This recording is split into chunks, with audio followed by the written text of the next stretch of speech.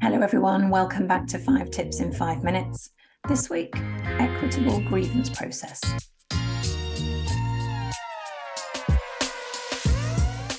Many companies have a very similar process for addressing formal grievances.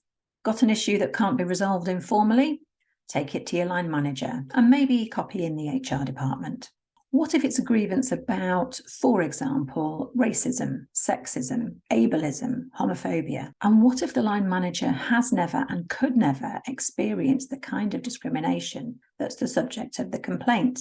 So here's my 5 tips for an equitable grievance process. Tip 1, train everyone. Line managers need to be able to recognise when the subject of a complaint is outside of their own lived experience, and to bring in representative perspectives from people who do understand and share that identity and can provide insight and context. So in your inclusion training, in your people management training, make it clear that you do not expect line managers to handle identity-based grievances alone.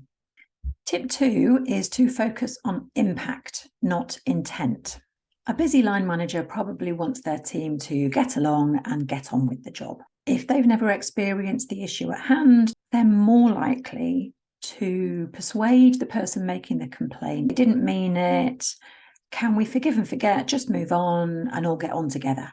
Impact matters more than intent. The way a complaint is handled, it becomes known by other people who share that aspect of identity.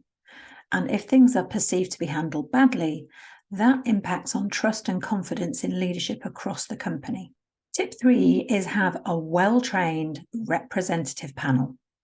We want people making decisions about grievances to be objective, but objectivity is very much in the eye of the beholder.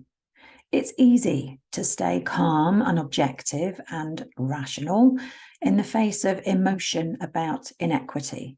And that's a function of privilege. It's not a sign of greater intellect or more experience or seniority. It's just because we've never had the frustration of explaining ourselves again and again and again and still not being believed. So if you have employee networks, you could train up some members of those networks to be part of a representative panel.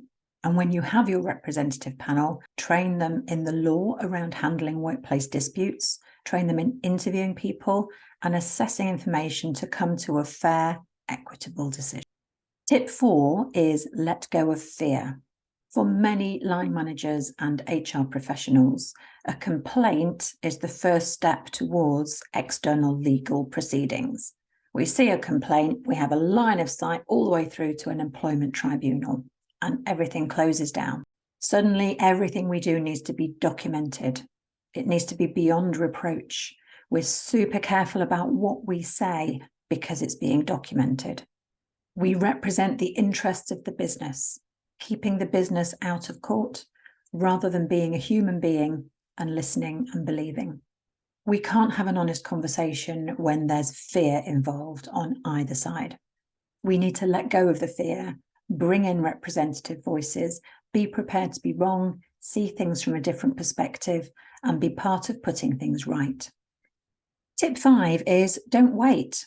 If you're a line manager and you don't have any responsibility for corporate processes, there's nothing to stop you bringing in representative voices next time you have to deal with an identity-based issue in your team.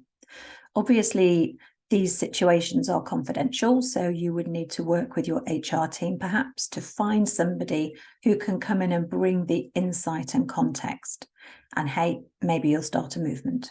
One final thing, if you're worried about increasing complaints by creating a more equitable grievance process, think of it this way.